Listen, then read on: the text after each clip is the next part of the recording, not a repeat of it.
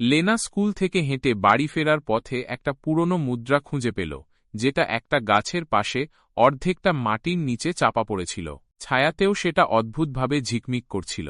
কৌতূহলবশত সে সেটা তার পকেটে রাখল। সেই রাতে সে ফিসফিস করে একটা ইচ্ছা প্রকাশ করল, আমি উড়তে চাই। পরের দিন সকালে সে ঘুম থেকে উঠে দেখল সে তার বিছানার ঠিক উপরে ভাসছে। ভীত কিন্তু রোমাঞ্চিত হয়ে সে তার ঘরের চারপাশে বাতাসের ওপর একটা বেলুনের মতো করে উড়ে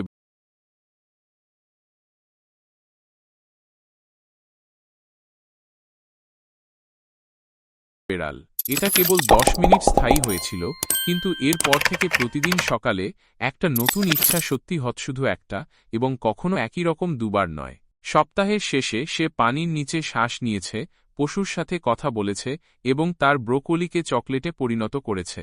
কিন্তু সপ্তম দিনে মুদ্রাটি অদৃশ্য হয়ে গেল। বহু বছর পরেও সে এখনও ভাবে, এটা কি জাদু ছিল, নাকি শুধুই একটা স্বপ্ন?